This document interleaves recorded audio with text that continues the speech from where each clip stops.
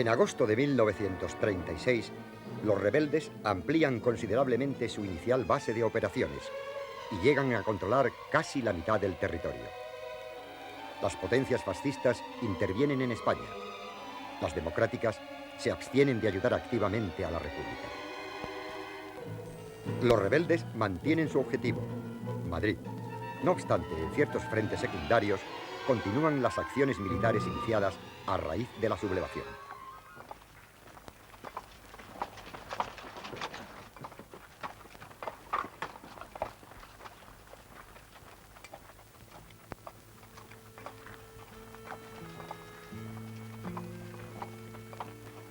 Oviedo es una pieza codiciada, tanto por su significación social y política como por su importancia militar.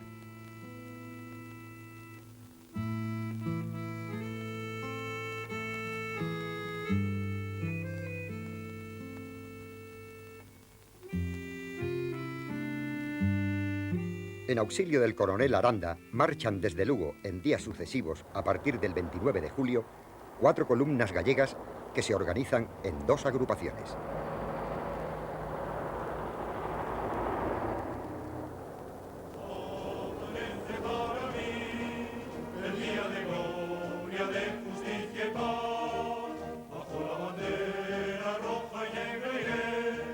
Una de ellas, al mando del teniente coronel Jesús Teijeiro, sigue el camino de la costa por Ribadeo, Vegadeo, Castropol, Navia, Luarca y Canero, hasta llegar al cruce de la Espina el 27 de agosto.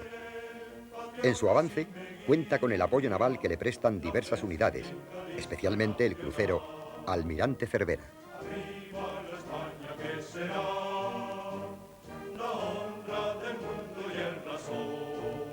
La otra agrupación, al mando del teniente coronel Fernando Gómez Palacios, que se dirige por el interior a Ponferrada y desde aquí sube por Villablino, el puerto de Leitariegos y Cangas de Narcea, confluye por Tineo con la primera en el cruce de la Espina. Unidas aquí el 27 de agosto ambas fuerzas, toma el mando conjunto el coronel Pablo Martín Alonso, que el 13 de agosto ha sido designado coordinador de todos los efectivos que acuden en auxilio de Oviedo.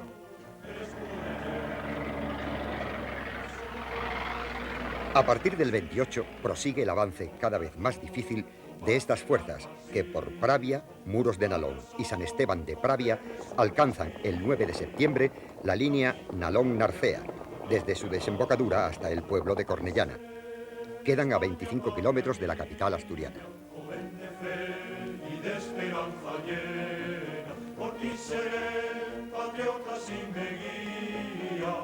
La fe sindicalista nacional. Arriba la España que será la honra del mundo y el razón. Arriba la juventud que siente falange española del Ascón.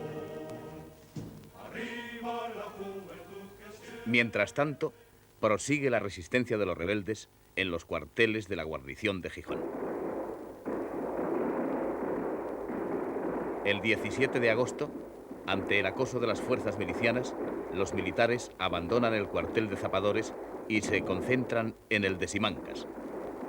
En su socorro acuden el acorazado España y el destructor Velasco. El 21, el crucero Almirante Cervera se presenta ante el puerto de El Musel y abre fuego contra los sitiadores del cuartel de Simancas, causando numerosas bajas.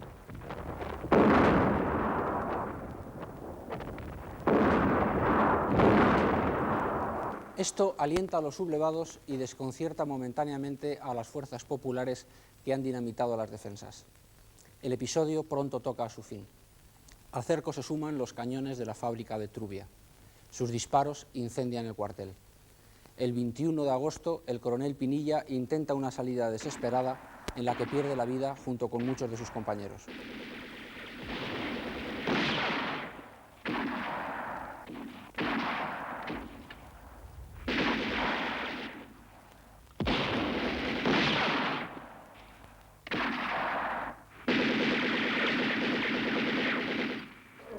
En el Liberal de Bilbao, Indalecio Prieto publica un comentario elogiando la resistencia de 350 hombres a lo largo de un mes.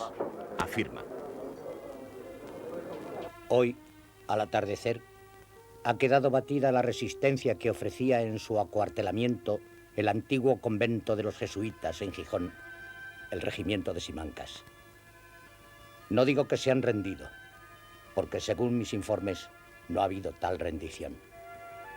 Los insurrectos, principalmente oficiales, con el cuartel envuelto en llamas desde hacía 12 horas, siguieron defendiéndose dentro de un patio de sacos terreros y murieron matando. Descubrámonos respetuosamente ante sus cadáveres.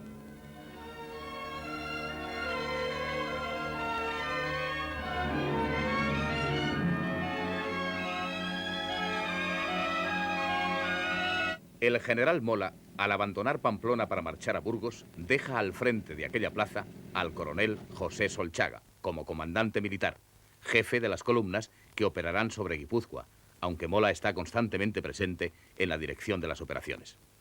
Sus planes son cortar la frontera y ocupar después San Sebastián y el mayor territorio posible.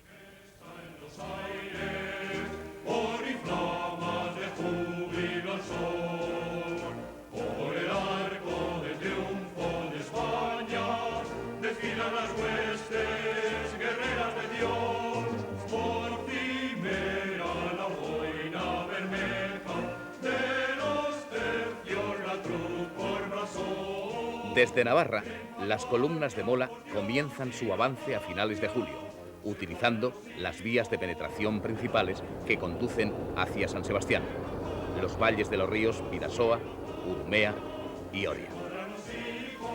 Su progresión va haciéndose paulatinamente más lenta y difícil.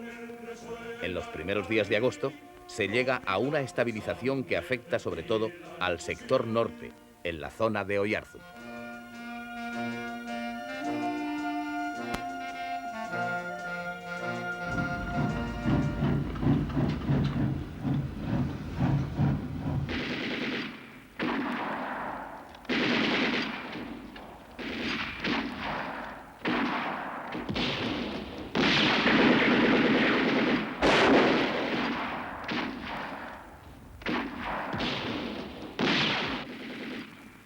La columna del teniente coronel Pablo Cayuela marcha por el Valle de Oria y el 28 de julio ocupa Beasain.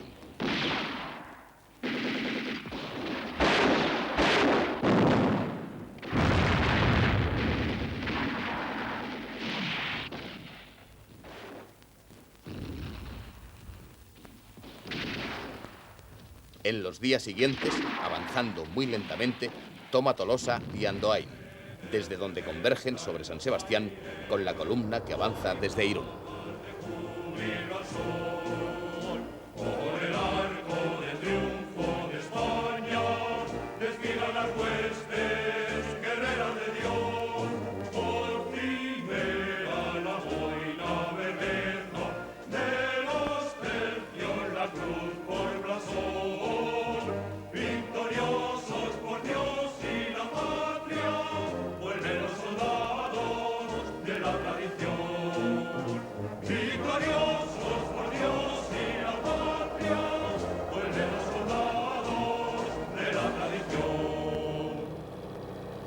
Las fuerzas principales, que siguen la ruta del Bidasoa al mando del coronel Alfonso B. Orlegui, y a las que se unen los refuerzos del coronel Joaquín Ortiz de Zárate y los requetés del comandante Rafael García Baliño, ven detenido su avance por la voladura del puente de Endarlaza, desviándose hacia el valle Oyarzun.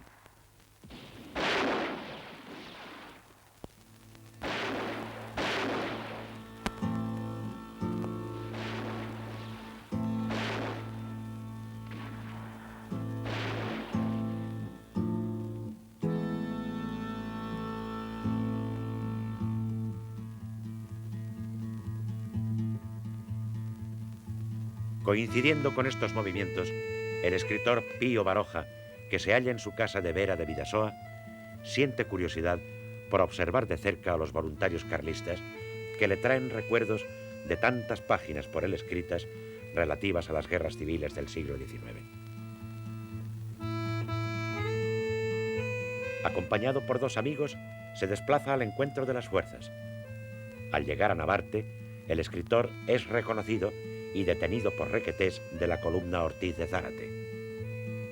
Todo hace temer lo peor, pues Pío Baroja tiene fama de anticlerical, descreído, antimonárquico y de ideas revolucionarias. Él y sus compañeros son trasladados a la cárcel de Sant Esteban. A medianoche les visita el comandante Carlos Martínez de Campos, duque de la Torre, jefe de Estado Mayor de la columna Beorlegui, quien, en atención a la personalidad del escritor, decide ponerles en libertad, no sin advertirles de la conveniencia de seguir en la cárcel para protegerles, mientras permanezcan en la villa los requetés, muy excitados ante la eminencia del combate. Horas después, Baroja y sus acompañantes se refugian en casa del médico Aguirre, desde donde al día siguiente regresan a Vera. La experiencia vivida le hace comprender a Baroja el peligro que corre y, siguiendo el consejo del comandante Martínez de Campos, marcha a París, donde pasará los 3 años de guerra.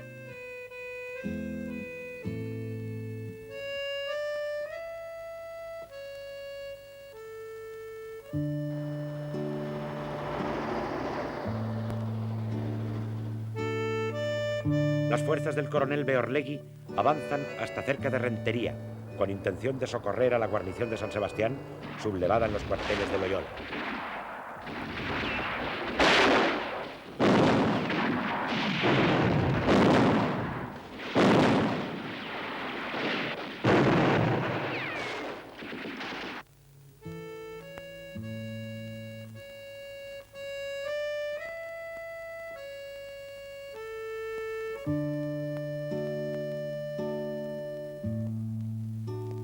Pero rendidas estas fuerzas el 28 de julio, Beorlegui se dirige a conquistar Irún y cerrar la frontera francesa. La ciudad carece de una defensa organizada y se improvisan elementales fortificaciones. Nadie cree posible derrotar a las fuerzas de Beorlegui en campo abierto y se piensa en la resistencia como única solución para frenar el avance de unas columnas militarmente superiores en disciplina y armamento.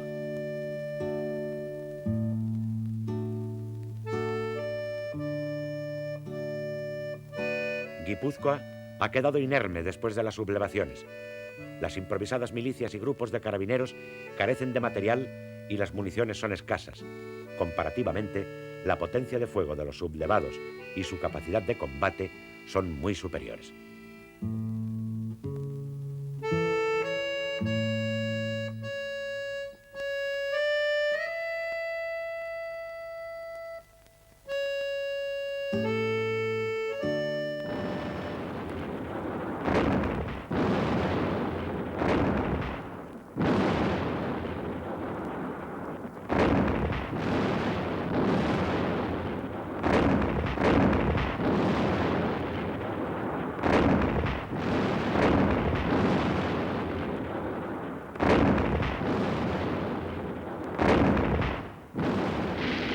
A pesar de que la artillería de Beorlegui no es poderosa, cualquier cañoneo sobre las poblaciones tiene devastadores efectos morales y en aquellos momentos confusos mina el ánimo de la retaguardia.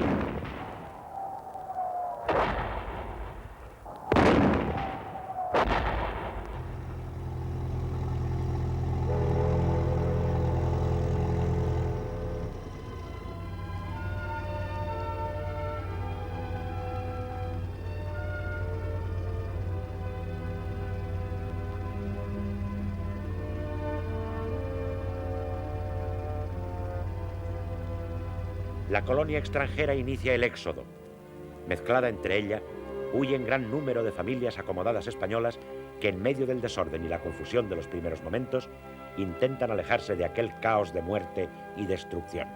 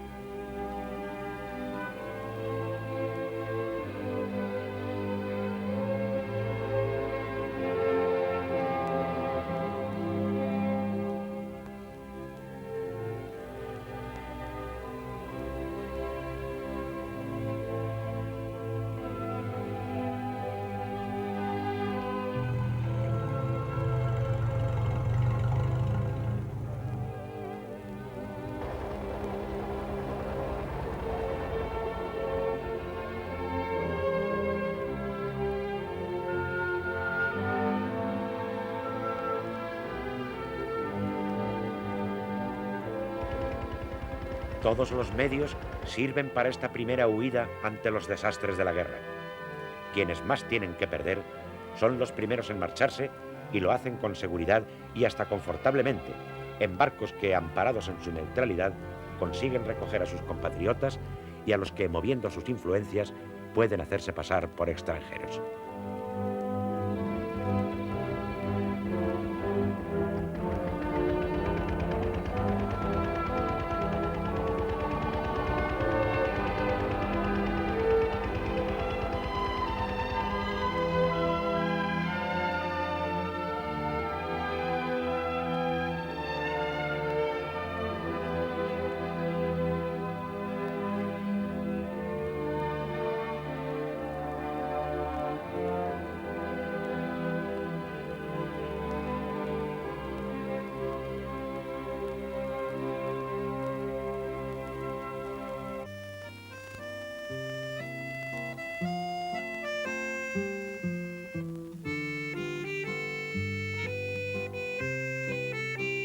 En sentido contrario, entran en España numerosos periodistas, corresponsales y operadores cinematográficos de todo el mundo.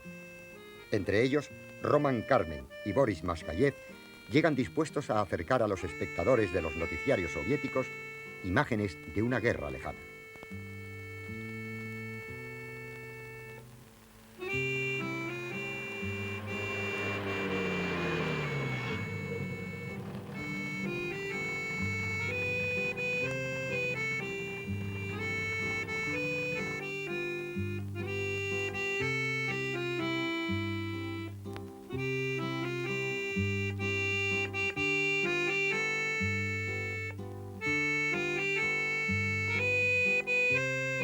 En San Sebastián, todavía en un ambiente de tranquilidad y paz provincianas, pueden demostrar sus dotes de reporteros privilegiados al tener la oportunidad de rodar las primeras imágenes filmadas de un bombardeo que aún hoy sorprende por su patético realismo.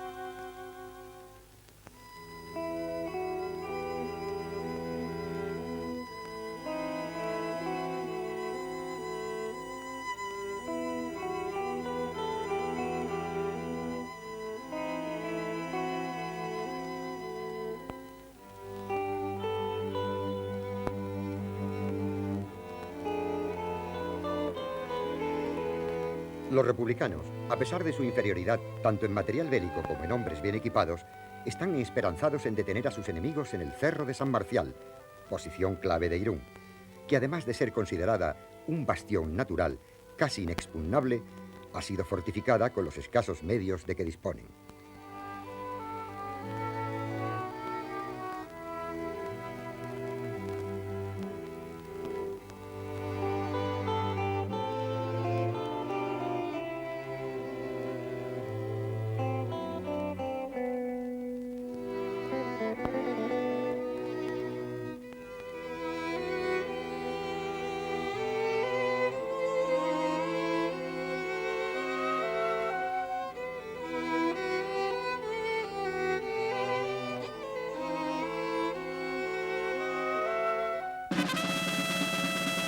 El 26 de agosto comienza el ataque.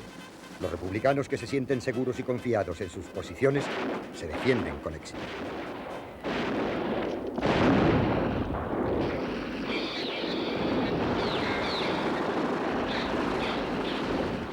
Hasta entonces, los combates se han hecho con poca preparación artillera, pero en San Marcial el general Mola concentra toda la potencia del fuego, que sin ser mucha ni muy eficaz, sí es muy superior a la de sus enemigos.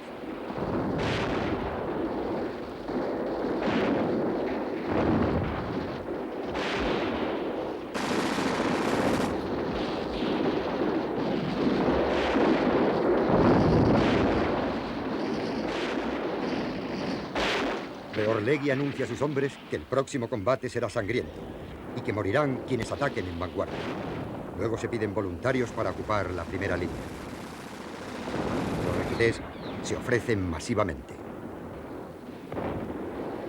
Cuando atacan San Marcial, la resistencia de los milicianos no es menos heroica y defienden sus trincheras hasta la muerte.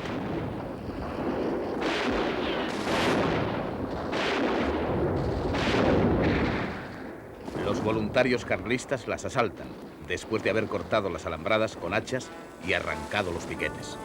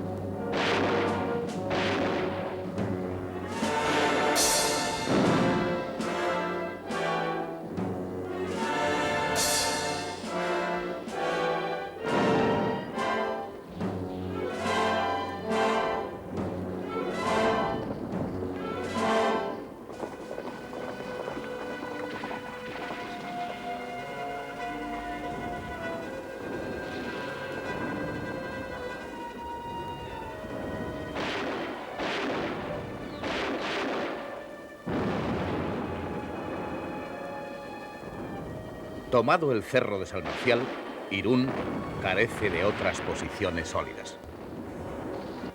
La frontera francesa está a punto de ser cerrada, con lo que se frustrará la única posibilidad de escapar. Antes de que esto ocurra, grupos de fugitivos atraviesan el puente del Bidasoa con los pocos bienes que pueden contener un bolso, un pañolón anudado o una simple maleta de madera o cartón.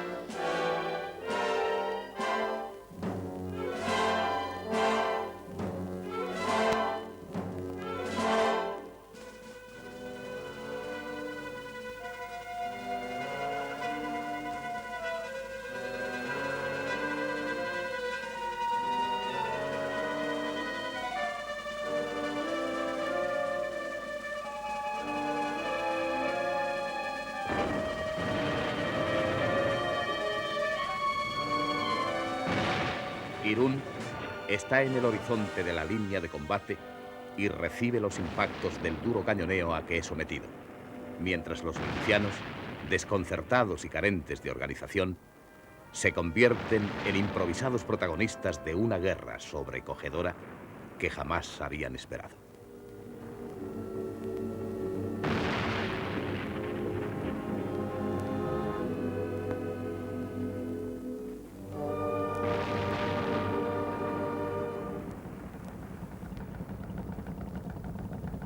El éxodo, que ha sido continuo en todo el tiempo, desde que llegaran las primeras noticias de la sublevación, aumenta conforme se aproxima el enemigo.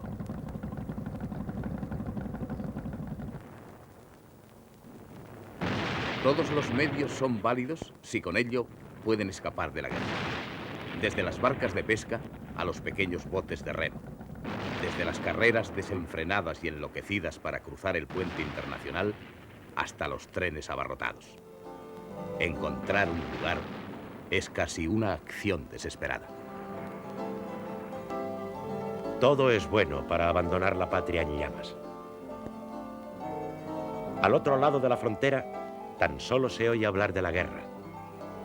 La Europa que está de vacaciones mira la tragedia española desde la playa de Hendaya con singular curiosidad. Se alquilan catalejos e incluso ventanas para ver el espectáculo de lo que ocurre al otro lado de la frontera.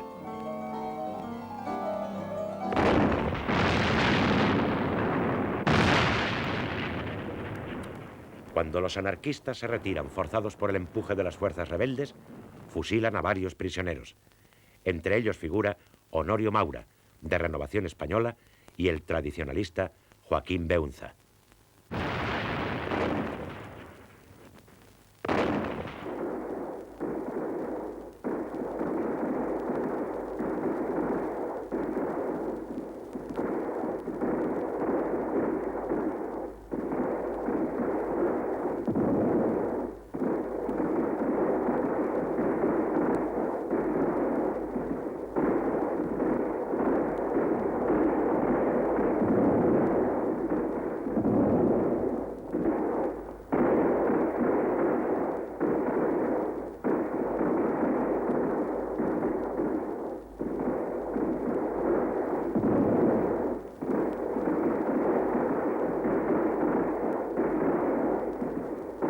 Los defensores de Irún abandonan la resistencia el día 4 y pasan a Francia, no sin antes haber dejado un rastro de destrucción al incendiar algunos edificios importantes.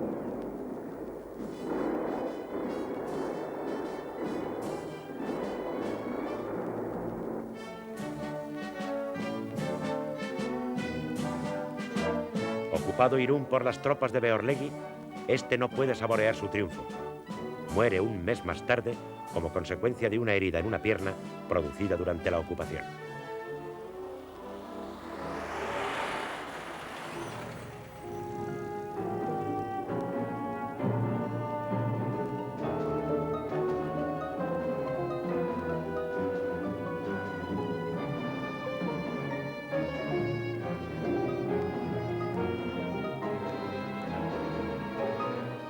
Los últimos momentos anteriores al cierre de la frontera son particularmente dramáticos. La población huye despavorida. Muchos dejan detrás hasta sus pertenencias más queridas. Tienen ante sí la incógnita de un país donde desconocen el idioma y les será muy difícil la subsistencia.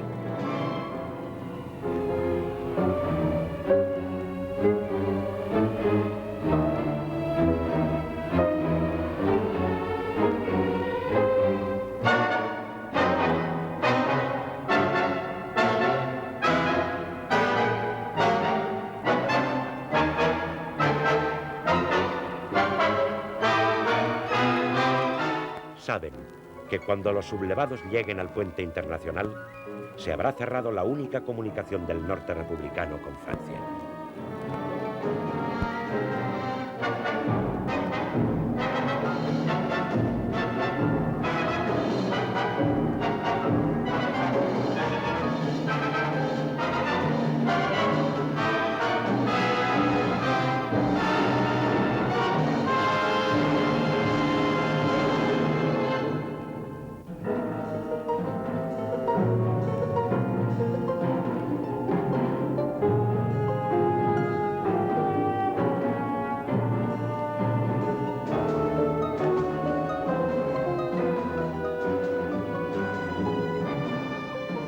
En los últimos combates, las autoridades francesas impiden el paso a España de un tren con municiones que los vascos necesitan desesperadamente.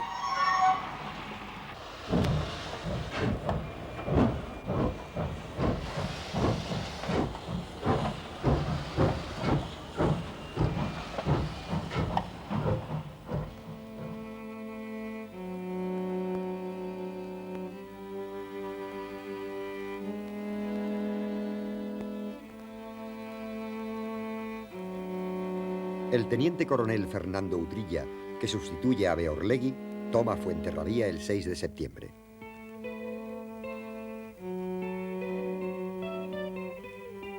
El mismo día es fusilado Víctor Pradera, fundador con Calvo Sotelo del Bloque Nacional. En cambio, el conde de Romanones salva la vida.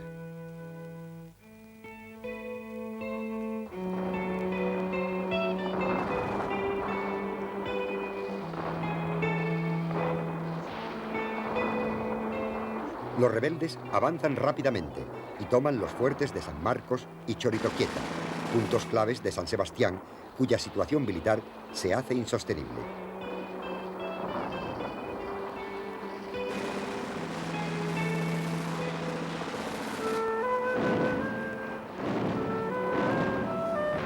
Los líderes políticos deciden abandonar la ciudad, con el voto en contra del PNV. Cuando la población conoce la noticia, se produce un éxodo masivo. El día 13, las fuerzas de Mola entran en la ciudad.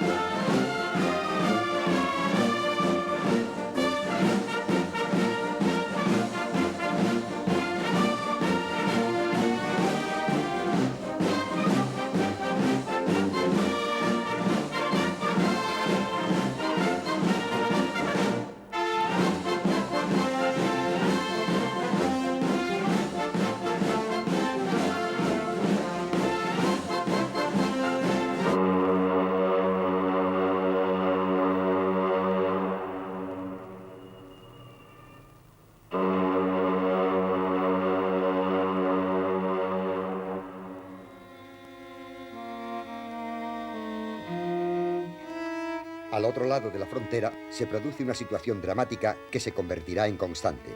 Los refugiados vascos son internados en improvisados campamentos.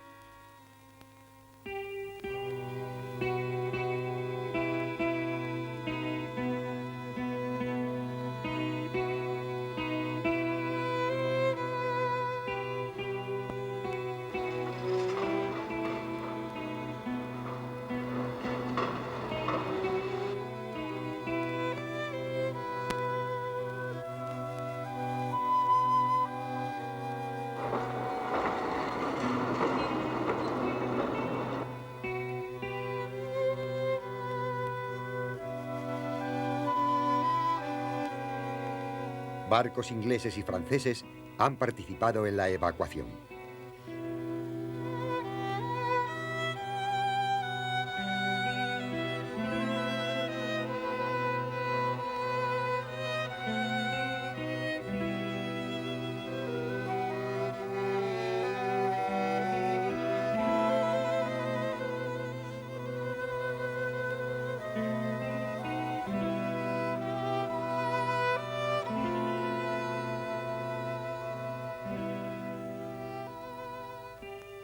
Paralelamente, San Sebastián recupera la vida con nuevas señas de identidad. Pasados los combates, las calles vuelven a la normalidad. Al entusiasta clima de movilización y de lucha ha sucedido el triste panorama de los mutilados y heridos del campo de batalla.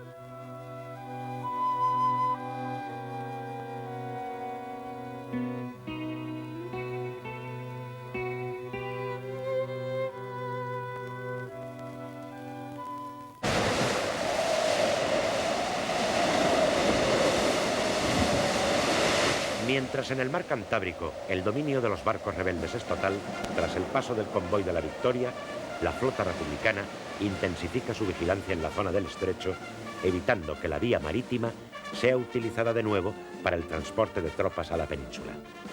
Sin embargo, no puede impedirse la utilización de la vía aérea, a través de la cual serán transportados a lo largo de agosto y septiembre alrededor de 12.000 hombres. Tampoco se consigue evitar que buques alemanes e italianos abastezcan de material bélico a los sediciosos. La labor de los barcos republicanos se ve obstaculizada por la acción de la aviación rebelde que ataca insistentemente a una flota cuyos medios de defensa contra este tipo de acciones resultan poco eficaces. En ocasiones, la aviación antigubernamental alcanza sus objetivos. Así, el 13 de agosto, el acorazado Jaime I sufre un impacto en la proa que, aparte de los daños materiales, provoca varios muertos y heridos.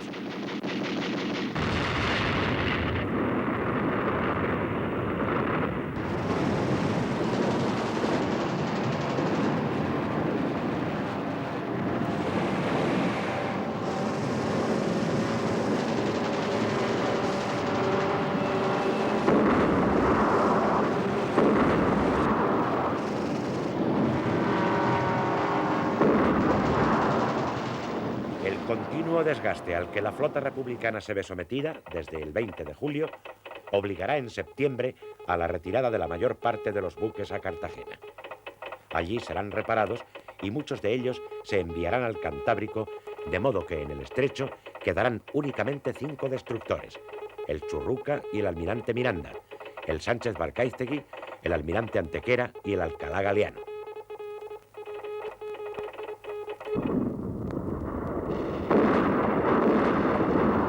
Con ello, se pretenderá contrarrestar la acción de los barcos rebeldes en el norte que bombardean la costa desde Gijón hasta San Sebastián, sin que el envío de algunos submarinos gubernamentales a la zona en los últimos días de agosto pueda evitarlo.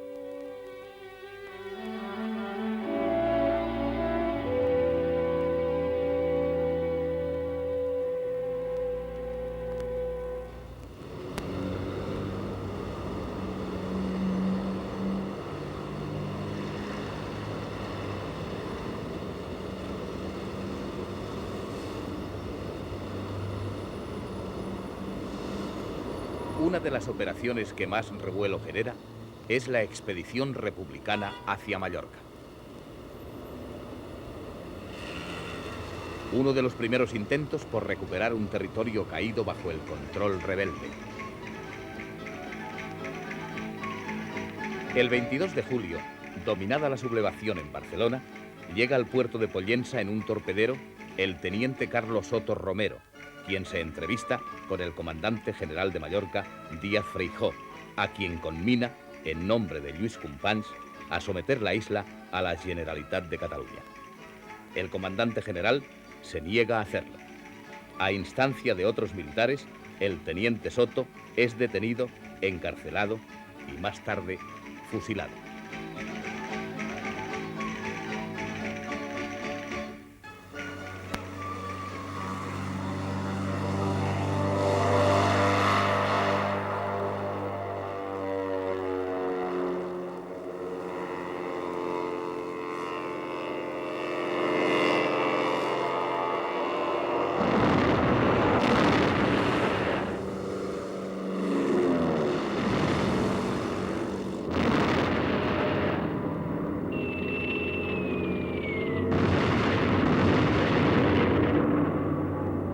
A partir del día siguiente comienzan los bombardeos aéreos sobre Mallorca, a cargo de aviones procedentes de Barcelona o Menorca.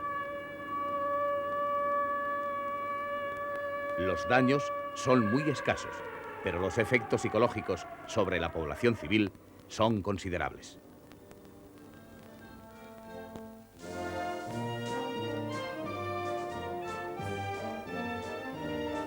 La iniciativa de la expedición a Mallorca, Ibiza y Formentera la toma el capitán Alberto Bayo, de la Aeronáutica Militar de Barcelona. El plan es aceptado, no sin recelo, por el Comité de Milicias Antifascistas y la Generalitat de Cataluña. Tomada la decisión, prestan todo su apoyo. Sin embargo, ya desde el principio, la expedición no encuentra la misma comprensión en el gobierno central, que no valora debidamente la importancia estratégica de las islas, acuciado por problemas más próximos. La difícil operación es vista desde Madrid como una empresa exclusivamente catalana.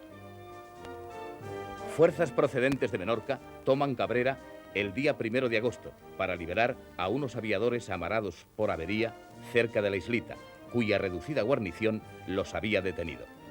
Cabrera no tiene gran importancia estratégica, pero su pérdida supone un grave contratiempo para los militares sublevados que controlan Mallorca. La primera etapa de la expedición de Bayo es la conquista de Formentera e Ibiza, en colaboración con fuerzas valencianas mandadas por el capitán de la Guardia Civil, Manuel Uribarri. El 6 de agosto, Bayo se entrevista con el general Miaja, jefe militar de Valencia, quien le da todas las facilidades. Al día siguiente, los destructores Almirante Antequera y Almirante Miranda llegan a Formentera, cuya rendición inmediata consiguen sin apenas dificultad. Desde allí, Bayo intenta parlamentar con la guarnición de Ibiza, que no acepta deponer las armas. Los días 8 y 9 de agosto progresan varios desembarcos en la isla, al no hallar demasiada resistencia. La guarnición se rinde y los rebeldes más significados se suicidan o son fusilados. Los presos comunes y políticos quedan en libertad.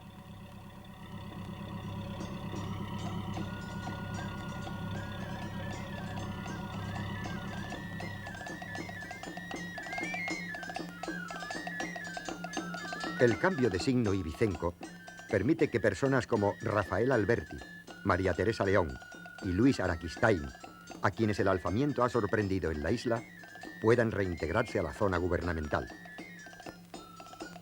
Con el Mediterráneo dominado por la flota republicana y Menorca, Ibiza, Formentera y Cabrera ocupadas por las tropas y milicias de la República, Mallorca queda cercada. Pero entonces surgen problemas entre los expedicionarios, faltos de un mando único. Uribarri y sus milicianos regresan a Valencia.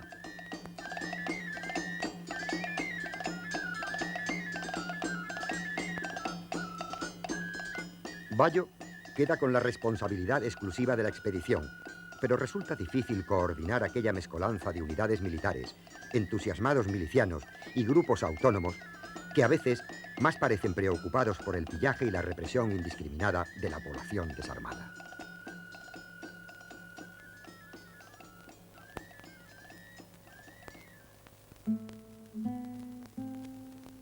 La toma de Mallorca no es tan fácil como la de otras islas.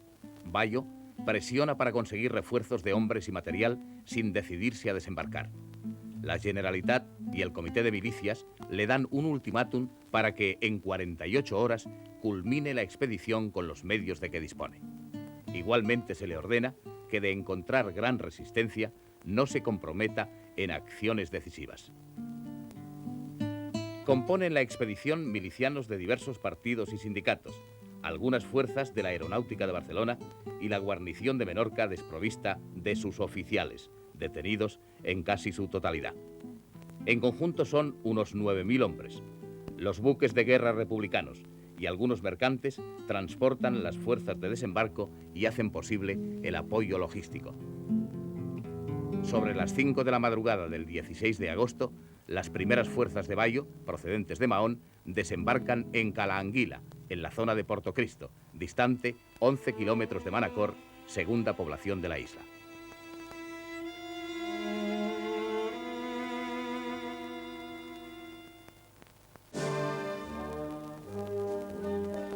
La operación es un éxito que sorprende a las exiguas fuerzas defensoras. No obstante, los expedicionarios se dejan embriagar por la euforia y, contradiciendo las órdenes de Bayo, pierden el tiempo en saqueos. Con ello, consumen horas preciosas que les habrían permitido alcanzar el centro de la isla. No tardan en llegar a la zona mallorquines de las milicias organizadas por los rebeldes, que hacen frente a los recién desembarcados y estabilizan la línea de contacto. Acuden también refuerzos militares desde Palma, que oponen fuerte resistencia al contar con una artillería notable.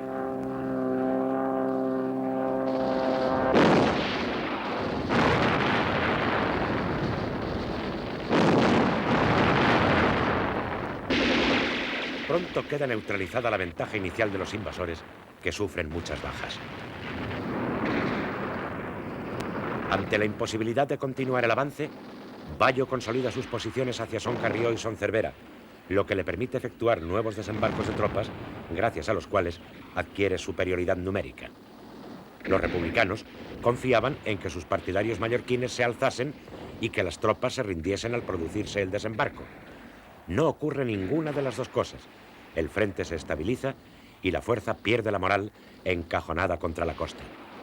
Se incrementan los problemas de disciplina. Sin mandos ni estructura jerárquica, aparecen todas las contradicciones de la heterogénea columna. Privadas de impulso, sin nuevas reservas que activen el frente, las fuerzas republicanas pierden la iniciativa a pesar de la indecisión de las rebeldes y de sus mandos. El 19 sobrevuelan la isla 3 hidroaviones procedentes de Italia. Son la primera respuesta a una petición de ayuda que los falangistas y militares de Mallorca han hecho a los fascistas italianos. Su actuación aumenta el desconcierto de los republicanos, aunque los aparatos regresan inmediatamente a sus bases. Diversos emisarios insisten ante Italia para conseguir armamento y aviones. El marqués de Zayas, principal dirigente falangista, pide a Pedro Sainz Rodríguez que interceda para obtener asesores militares. El 26 de agosto llega Arconobaldo Bonacorsi, amigo de Mussolini, que se hace llamar Conde Rossi. Con él acuden consejeros militares. Vestido con el uniforme negro fascista, con botas de montar y una gran cruz blanca, Rossi decora su gruesa figura con todo tipo de armas, granadas y correajes. Fascina a los mallorquines. Funda la Escuadra de Dragones de la Muerte e inicia la reorganización de la falange isleña. Personaje siniestramente estrafalario, a pesar de su carnavalesca apariencia, levanta la moral de los rebeldes en la retaguardia y en el frente. Hasta el 28 de agosto, la guerra de posiciones no evoluciona a favor de los sublevados, cuando entran en acción 3 cazas italianos CR-32, que ametrallan con estrago a los republicanos, solo dotados de hidroaviones. El 31 de agosto aparecen 3 bombarderos Savoia 81 financiados por Juan Marc.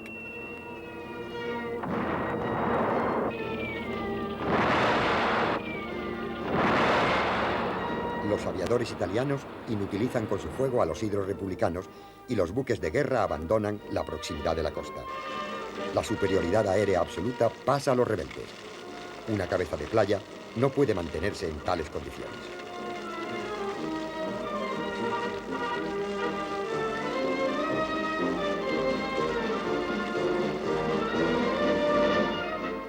La intervención italiana en las Baleares dura hasta 1939. Mussolini tiene gran interés en las islas, colocadas estratégicamente en el centro del Mediterráneo occidental. Desde ellas pueden controlarse fácilmente las comunicaciones de Francia con sus colonias.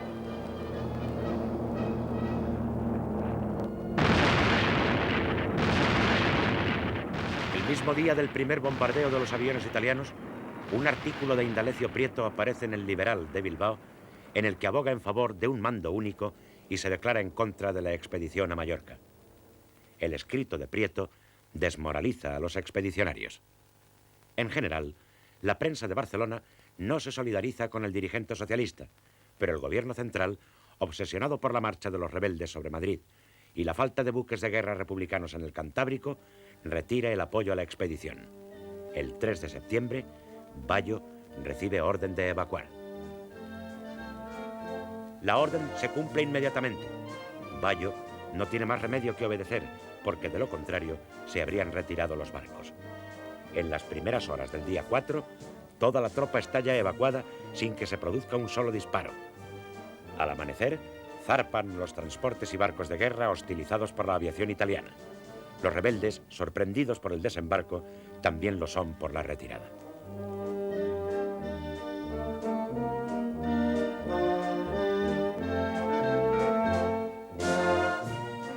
Muy pocos expedicionarios quedan en tierra. De los que permanecen, la mayoría son fusilados, incluidas las mujeres. Milicianas y enfermeras son ejecutadas indistintamente. Los heridos corren la misma suerte. El periodista Guy de Traversé, secretario general del diario L'Intransigeant, que acompaña la expedición y cae prisionero en los primeros días, es también fusilado sin que se atienda a su condición de informador extranjero. Sobre los campos y playas de la zona se abandona gran cantidad de armamento. Este botín de guerra contribuye a aumentar la moral de victoria de los rebeldes.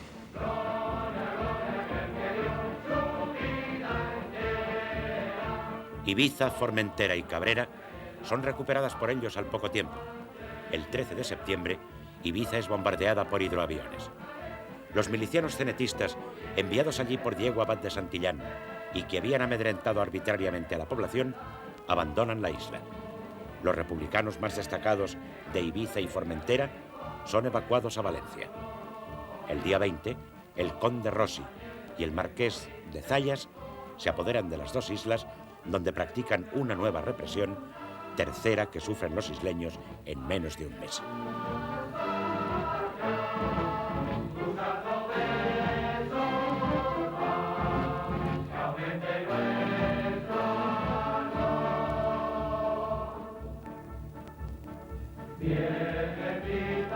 La expedición ha sido una oportunidad perdida por la República. Las islas, excepto Menorca, serán la futura plataforma aeronaval rebelde para controlar las rutas marítimas de aprovisionamiento procedentes del este y hostigar los puertos y ciudades de Cataluña y el País Valenciano. Mallorca contribuye además con hombres, víveres y material a los frentes peninsulares.